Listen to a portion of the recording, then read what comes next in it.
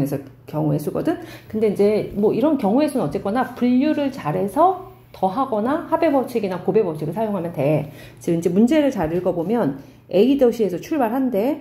그리고 B 도시까지 간대. 그치? 근데 한 번 지나간 도시는 뭐 하지 않는데? 다시 가지 않지. 그치? 그러면 이렇게 가거나 이렇게 가야 되는 거 아니야? 경우가. 그러니까 분류를 잘한다는 게 그런 뜻이야. 그러면 이제 1번. 이제 첫 번째는 A에서 C 도시를 거쳐 B로 가거나 아니면 또는 A에서 D 도시를 거쳐 B로 가거나 이렇게 두 가지 경우가 있는 거 아니냐, 인진아? 그치? 그리고 선생님이 이제 그리고로 연결돼 있으면 곱의 법칙이고 오어로 연결돼 있으면 무슨 법칙이랬어? 합의 법칙이라고 했지? 그치? 그러니까 A에서 어디를 거쳐서 A에서 C를 거치고 이건 고다. 그리고 B를 가는 건 여긴 고야. 그리고 A에서 D를 거치고 B로 가야 돼. 근데 이런 경우 또는 이런 경우가 있으니까 여기는 5인 거야, 이거 두 개는. 알겠지? 그래서 섞여 있는 거다, 지금. 그러면 A에서 C 도시까지 가는 길 몇 가지야? 세 가지인 거 보이지? 네. 그래서 3. 그리고니까 곱하는 거야. C에서 D 도시, B 도시로 가는 거 몇 가지야? 세 가지. 그치? 그래서 또 3. 그래서 9가지인 거 보여? 세 가지 아니냐? 하나, 둘, 세 개. 그치? 그 다음에 A에서 D 도시로 가는 거 몇 가지야? 두 가지. 고니까 그리고 D에서 B 도시로 가는 거 세 가지. 그치? 그러면 6가지지. 근데 이거는 내가 아까 5어였잖아. 그치? 그래서 9가지랑 6가지를 뭐해서 더해서 15가지다 이렇게 풀어주면 되겠지. 그치? 그래서 분류를 잘해서 합의 법칙과 곱의 법칙을 적용하면 됩니다. 그 다음에 두 번째 문제는 조금 이제 문장의 해석을 잘해야 되는데 봐봐. 동건이랑 수진이가 A에서 출발해서 B 도시로 갈 거야. 근데 문제는 이거야. 한 사람이 지나간 중간 도시는 다른 사람은 뭐 할 수 없대? 갈 수 없대. 그러면 그 소리는 동건이가 이쪽을 지나서 간다면 수진이는 일로 가야 된다는 거야. 그리고 반대로 이번에는 동건이가 일로 가면 수진이 일로 가야 되는 거야. 일로 가야 되는 거 아니야? 그치? 그 말이지? 이게 이제 국어적인 표현이. 그래서 그걸 좀 분류를 잘해야 돼. 그럼 역시 이제 두 번째 문제는, 잠깐만, 어디다 쓸까? 이쪽에다가 쓰자. 이렇게 비우고 이쪽에다 쓸게. 자, 두 번째 문제는 이제 상황이 이제 첫 번째 이거네.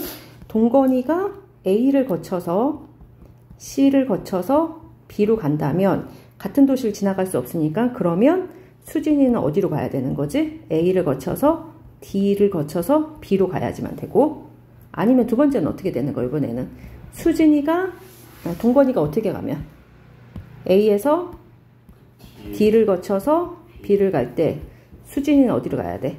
A에서 C를 거쳐서 B로 가야만 하는 거지? 그치? 그렇게 분류를 할 수 있는 거야. 그럼 동건이가 A에서 C를 거쳐서 B로 가는 건 이제 해봤으니까 3 곱하기 3이지? 그리고 이건 그리고잖아. and. 동건이가 일로 가고 수진이 절로 가야 되잖아. 그러니까 여기 또 곱해야 돼.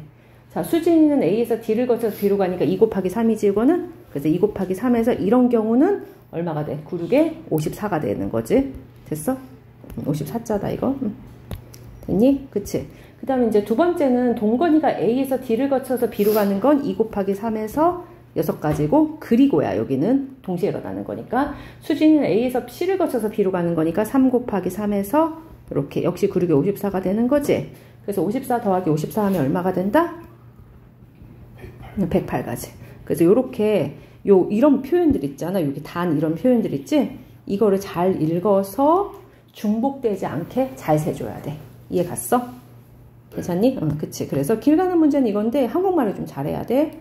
자, 그 다음에 이제 필수 6번까지 마저 설명할게. 필수 6번 문제 봐봐. 자, 색칠하기 문제인데 색칠하기는 오른쪽 영역이 5개 영역이 있거든? 근데 색깔을 5개를 이용해서 한대. 근데 중학교 때는 보통 이 색깔을 다 쓴다고 해. 그러면 여기에 쓰는 건 여기다 못 쓰니까 여기 선택할 수 있는 게 5가지면 여긴 4가지고 여긴 3가지고 여긴 2가지고 여긴 1가지다 이렇게 하면 되거든.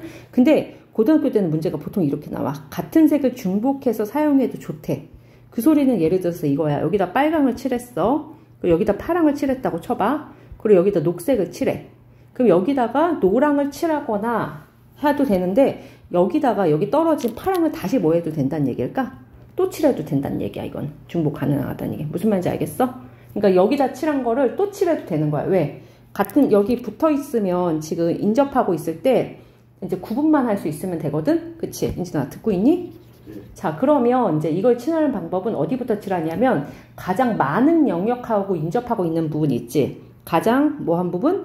많은 영역하고 인접하고 있는 영역부터 색칠을 하고 나머지를 칠해주면 되는 거야. 알겠지? 자, 색깔은 일단 몇 가지야?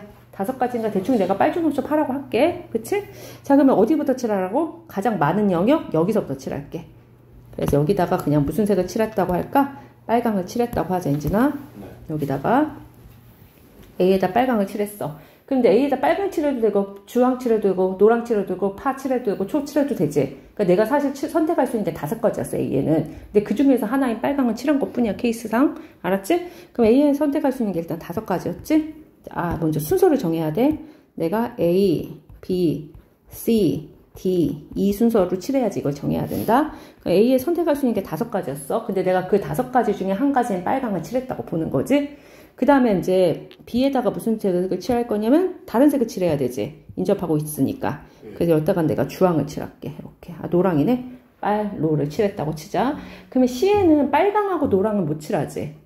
그치? 그러면 C에 이제 B에 선택할 수 있는 게 4가지였고 그 중에서 내가 노랑을 칠했으면 C에 선택할 수 있는 거 몇 가지 남아 이제? 3가지가 남겠지? 그래서 3이야. 그치? 그래서 뭐 여기다가 요 색깔 정도를 칠했다고 치자. 요 정도 색깔을 칠했다고 합시다. 그러면 D는 어떻게 할까? D에 칠할 수 있는 게 몇 가지야, 인진아? D에 칠할 수 있는 게 몇 가지야? 두 가지. 왜 2가지야? 남은 색깔 3개를 칠했는데. 근데 여기다가 같은 색을 중복해도 된다고 했잖아. 아, 그럼 5. 아니지. 근데 인접하고 있는 데는 같은 색 못 칠한다 했잖아. 그 3가지. 그치, 3가지지. A에 칠한 거랑 어디에 칠한 거? B, C에 칠한 요것만 빼고 나머지 또 칠할 수 있다는 뜻이야. 알겠어? 그치. 그래서 그냥 얘랑 같은 노랑을 또 칠했다고 생각해도 된다는 거지. 그치. 그래도 되는 거 아니야? 그치? 그래서 여기 선택할 수 있는 3가지야. 맞아? 그러면 이제 2에 칠할 수 있는 건 몇 가지야? 3가지. 2도 또 3가지야. 왜냐면 어디하고? 여기에 칠한 거랑 앉아. 여기에 칠한 것만 빼고 또 칠해도 되는 거지. 그래서 여기도 몇 가지다? 3가지가 되는 거지. 이해 갔어? 그치? 그러면 계산하면 얼마냐? 여기 27이니까 540가지 정도 나오겠지? 그치? 뭐 요런 식으로.